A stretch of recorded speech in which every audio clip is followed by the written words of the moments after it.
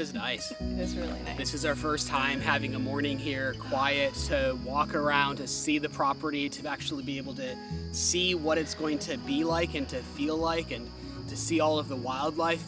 I'm sure it was all there before, like all the squirrels running around, but you just couldn't see it because it was so dense and thick, and to still see everything so alive and happy. And yesterday we were here with the girls and we saw a turtle, which was pretty cool. So I was just feeling the need to sit down and have a brief conversation explaining what in the world's going on, because I know there's been a lot of questions and we haven't been doing the best at communicating properly. Maybe that's not one of our skills. I don't think so. So what is going on? Are we abandoning Italy, or have we sold the Italian property?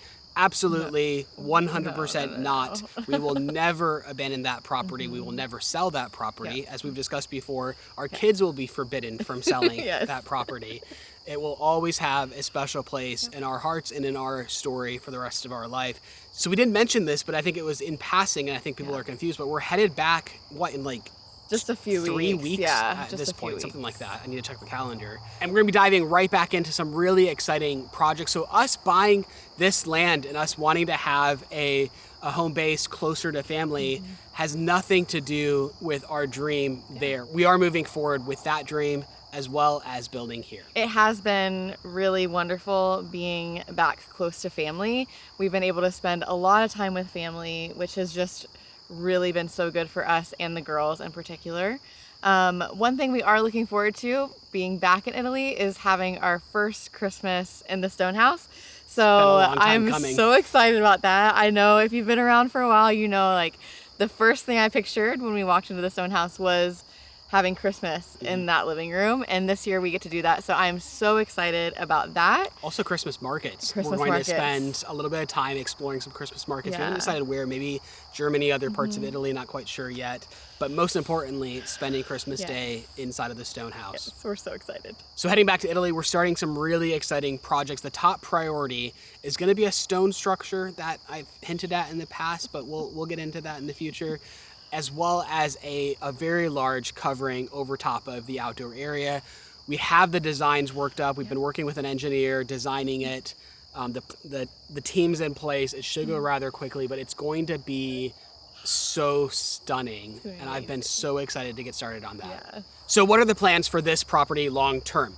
Well, we have decided that short term we're going to build a very quick and easy but beautiful tiny house just to give us some stability here. That's going to be done in traditional framing, at least traditional for the United States. It's going to be really quick. I think like a month or 2 months, and it's going to be finished. Then once we have that finished, we're going to be moving towards the long-term dream spot, which we're sitting, I didn't even realize this, probably right in the middle of the home of where it's going to be built. But we're not going to be building with traditional framing and building a house out of wood. See, I've learned too much from the Italian way of doing things. I want to build something that's going to last for 500 plus years. That's been what's in my mind through this entire process. So in the desire to stick with a European style build, we've already hired an architect from Europe. She's been giving us incredible design images and 3D renderings and whatnot. We're not quite ready to share them because there's still a few more rounds of revisions to go through, but I've already been visiting local stone quarries, which the stone here I've been astonished by. The most beautiful stone I've ever seen in my life. Definitely want to incorporate it as much as possible. And if you saw last week's video, we might be able to harvest stone from this property. This is a really unique property in terms of its elevation and what's around here. And at the lowest point, I believe it's very close to bedrock. And I dug a small hole and started pulling up gorgeous looking stones. So I really want to dig a pond there, and hopefully we'll get lucky, strike gold, and find stone. So the whole idea of building in a way that will last for hundreds of years is because we want to gift our children a generational home, right? We want to build something for them, for their children, their grandchildren. We want something that will last such a long time that they can also enjoy forever. And that's definitely something that we've learned from living in Italy. People have 3 generations or more sometimes living under the same roof. And I really fell in love with that concept there. But then just knowing that that home will pass down to your children, and that's what we want to build here. So what in the world happened with our visa in Italy? We were actually told not to talk about this at all publicly, but oh well. To properly answer that, we need to rewind back before we even bought the house. So before we bought the house, we actually lived a pretty nomadic life. We traveled full time for about 1.5 years. We sold everything that we owned to fund that. And we were ready to find a home base, and that's how we found the stone house. So with the desire to buy the stone house and set up a new home base in Italy, we consulted with quite a few immigration lawyers. I probably talked to 5 or 6 different immigration attorneys, all of which wouldn't take us on as a client because they said it was impossible to get a visa at the time under our circumstances to Italy. We even went down the road of seeing if we could get a D7 Portugal visa and then go through that process and have it converted over into an Italian visa, which would have been possible, but we were looking through every possible scenario. And ultimately, we decided, you know what, let's just take a leap of faith and go out and do this, and we'll buy the property and move forward under a tourist visa, which only allows us to be in the country for half of the year. And that didn't seem like a bad deal coming from a nomadic lifestyle because we could go back and see family for half the year, continue working on the stone house, and just go back and forth until it was finished. Well, it was shortly after we bought the house and moved there that we discovered a possible alternative route from someone local who said that we could apply in country, a non-traditional route, and get a visa while there and be able to stay as long as we want. So we went through that process. It took a very long time. We informed you guys about it for a while. So we went ahead and filed for the visa, and one thing that we did not realize at the time was that we would not be able to leave until that was processed. And we also didn't know how long it would actually take. So we ended up being kind of stuck in Italy for over 1 year, which was quite challenging because we couldn't go back and see family. In the end, that visa process was very time-consuming, very lengthy. We were trapped in this limbo of you're not able to fully participate in the society without having the visa, and you're not able to leave the country or do anything. So in total, we lived in this limbo of not being able to leave, being trapped in Italy for about 1.5 years. At some point, they actually denied the visa, which we told you guys about, and that's when they told us not to talk about this any longer. So we hired an attorney. She fought for us for quite a long time. We filed an appeal. Eventually, the immigration office told us, we're not really ever going to approve this visa, but you're welcome to stay as long as you want, but you just can't have the visa, which prohibits you from doing a lot of things in society, especially for the kids with regards to school. There were certain things that they were not allowed to participate in our local community because of the visa situation, which was really sad. It was the situation where we were faced with a choice of either Italy or family, because anytime we would leave, we were forced to stay out a full 3 months to be able to then come back in under our tourist visa.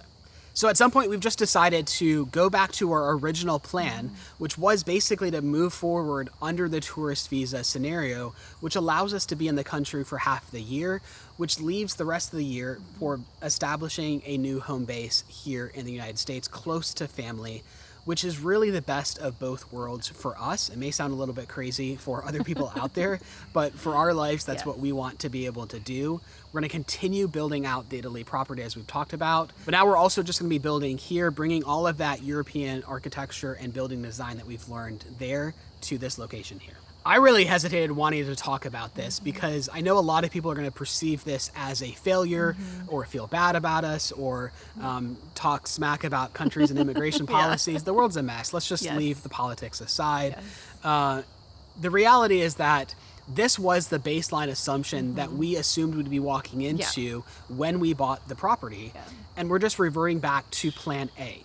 The visa was a surprise of, oh, maybe this will work. Well, it turns out it doesn't. And while it was hard for sure to be stuck there and not be able to go see family, we were also very happy and pleased to be able to get to spend that extra time in Italy. So building out it the was property, all good. Like it's come so far. It It's has. such an incredible property. And I'm looking forward to getting back there in just 4 or 5 weeks now. Yeah. So as I mentioned, before we build the ultimate long-term dream house, we're gonna be building a tiny house out of traditional framing. We have a lot of lumber lying around here now. We're sitting on what could be a building package for a house here. I don't know if we're gonna have time to mill that up to build for the tiny house. I think we're really just focused on knocking that out as quickly as possible. So we'll probably buy that lumber, but then all of this wood will be milling up soon with my dad based on his availability. I'm not sure exactly when we're gonna be milling it up. But with all of this, regardless of what path we take, the really exciting thing about building in this location is that it's very simple from a permit perspective. They were pretty far out in the middle of nowhere here, and they desperately want people to be developing this area and to be moving here. So I've talked to the county, and they basically have said, you can do whatever you want. There's no requirement for me to be licensed or to bring in electricians or plumbers or really anything. We just have to follow certain rules, but we can do everything 100% ourselves. Of course, we're doing it properly and having advice along the way. But that part is really exciting for me because, well, Italy was kind of a headache with that regard. Yeah. Still is a headache, still dealing with some really serious challenges there with regards to that. And it's gonna be just fun here. Yes.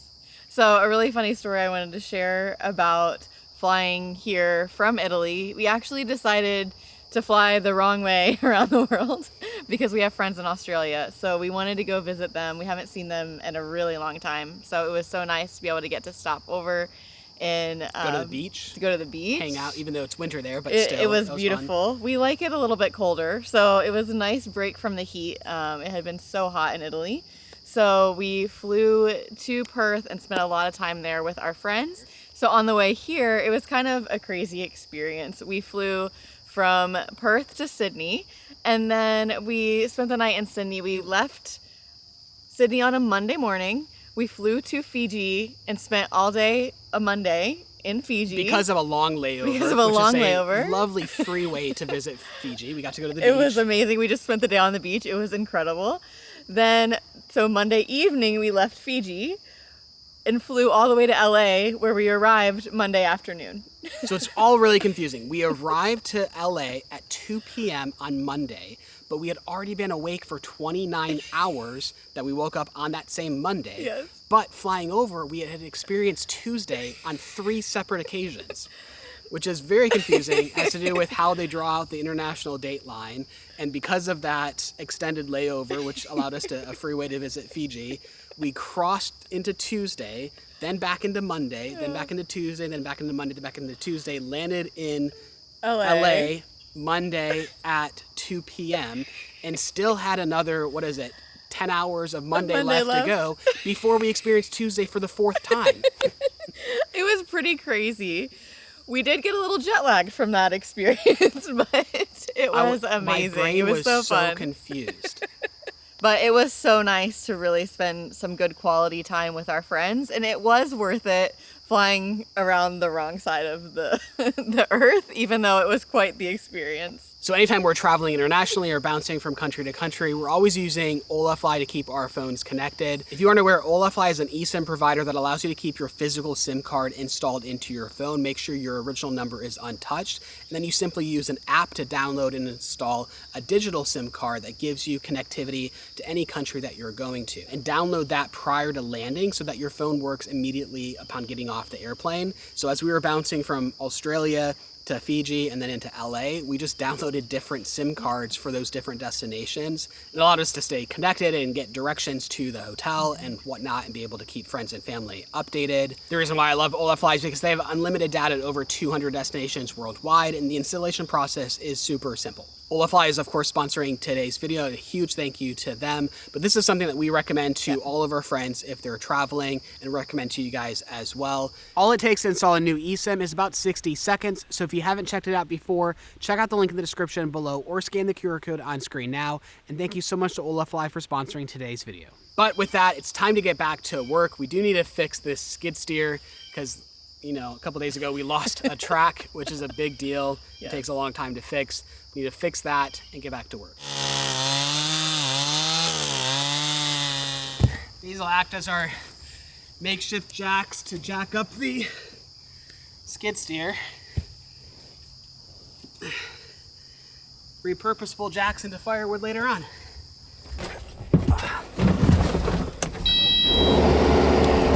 All right, your turn. So you're just gonna tilt the claws down and then lift the whole thing up. Yep, go higher. Keep going. Push, push, push. Keep going. Are you sure this is okay? I don't know. You don't know? I just watched a YouTube video. Oh my God. Is this okay? Sure. right, I think. Oh, All right, you're good. is that good? Yep.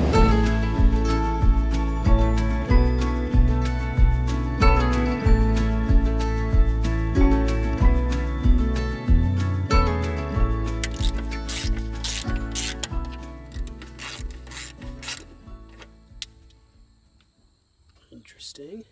So I learned from a YouTube video that in theory, oops, you open this up and then all of the grease comes out. This is a tension rod that extends out, whatever this is called, that holds the track on.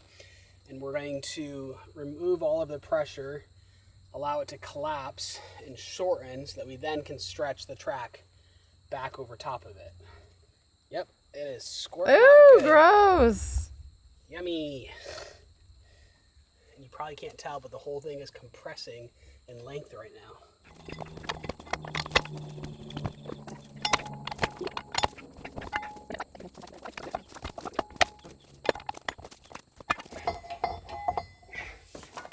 Yeah. Is it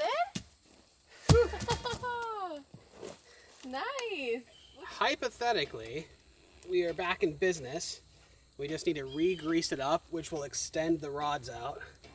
Unfortunately, I only have this manual pump, which is gonna end up being, I think, a little bit brutal.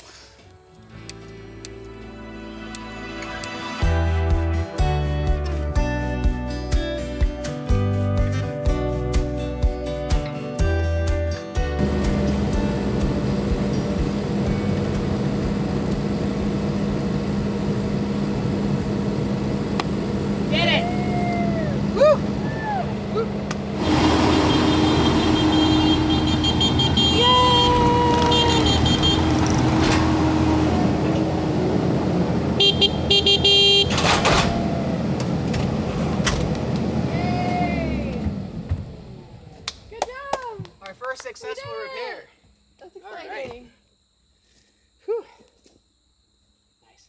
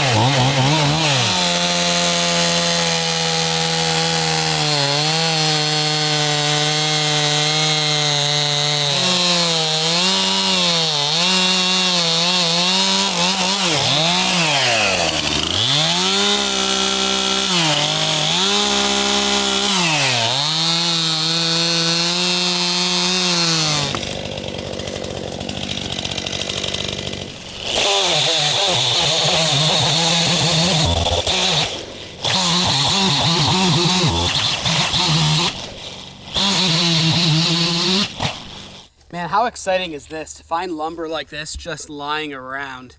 That is pristine condition, nothing rotten, even though it's been laying here a while. All of this lumber, especially these two really large trees, are perfect, ready to be milled up.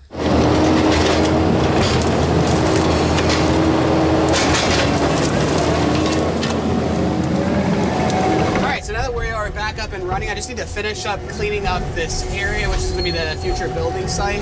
Last week I got it to about 85% done before the tracks fell off. So it's not going to take very long at all to get it cleaned up, which last week I was looking forward to giving you guys like this grand before and after reveal, which I wasn't able to just because, you know, the tracks fell off, but now it's going to happen, which I'm excited for.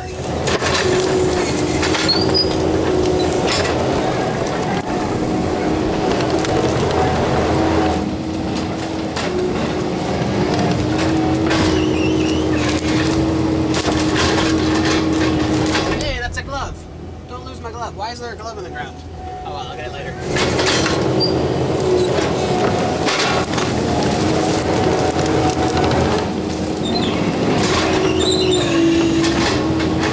Primarily, there's just a bunch of logs left to chop up, pick up, put in the pile.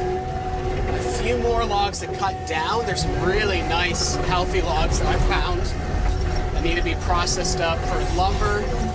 But as this pile grows bigger and bigger, I'm realizing that we're gonna have years of firewood as well as lumber before we even start cutting down any trees. But it's gonna take a while. But primarily for now, I'm just looking forward to getting this place cleaned up and seeing the big reveal of how the property is gonna look.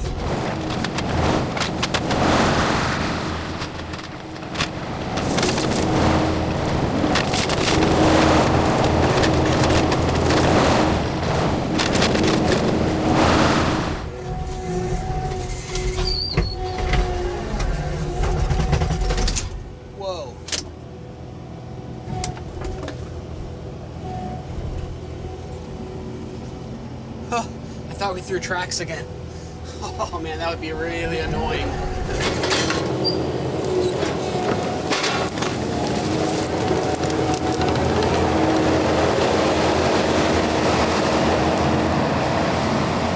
Oh man, we have a hydraulic leak. No, come on. Well, this repair is simple, aside from the fact that they don't give you very good clearance here to get a tool in. Just need to tighten this guy up here, and then we will be back in business. All right, so I've got a really big stump, a healthy one too. It's gonna be heavy to pick up. Let's see if I can grab it from the top down here. Oh, barely got a grip on it. Gonna move it slowly. Oh, lost it. Let's see if I can grab it again. All right, well, I'm gonna set this guy close by because I'm not going to be able to carry this one too far. Well, unfortunately the track is in the process of coming off again, and I realized what's wrong with it, which isn't good.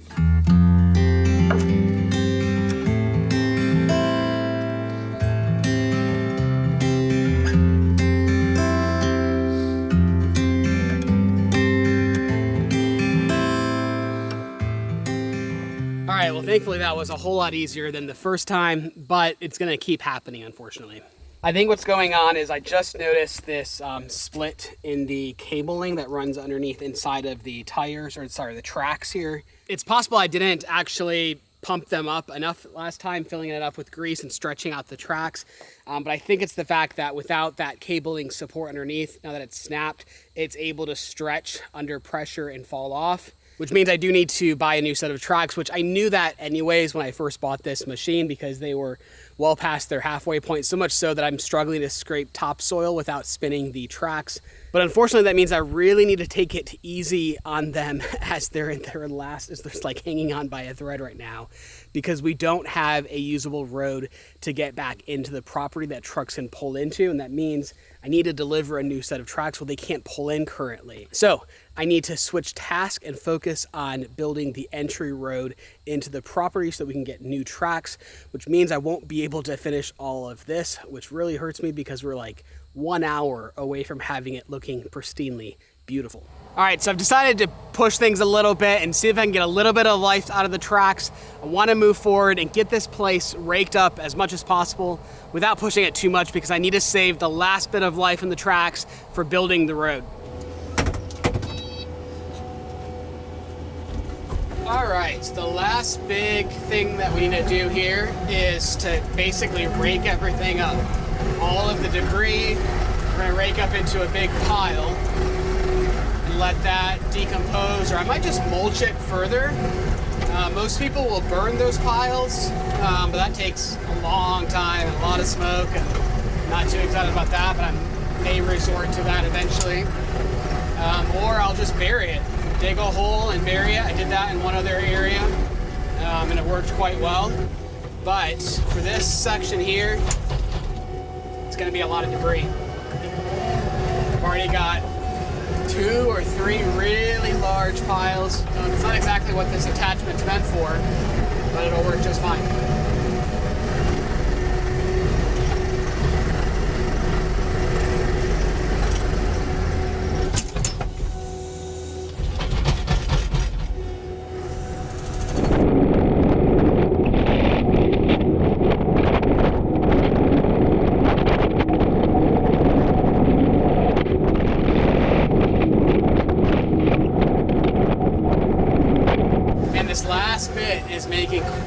difference just raking things up. There's, to be honest, going to be a fair bit by hand that we'll have to do with an actual rake and a wheelbarrow and all of that and trimming around the trees, but just to get the 90% done with the machine like this is making quite the difference.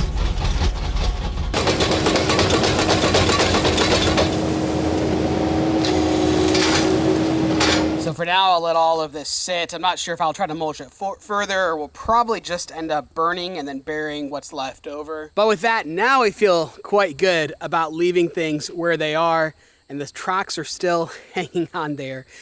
So next up is building a road. But for now, let's just take a minute and just remember how dense this place was, how much overgrowth you couldn't even walk through, couldn't see through. But now it's all cleared out, looking just lush and beautiful. And yes, there's still a few more hours of work, and we will have to clean things up a bit by hand as well. But with that, thank you so much for watching, and we will see you in our next video.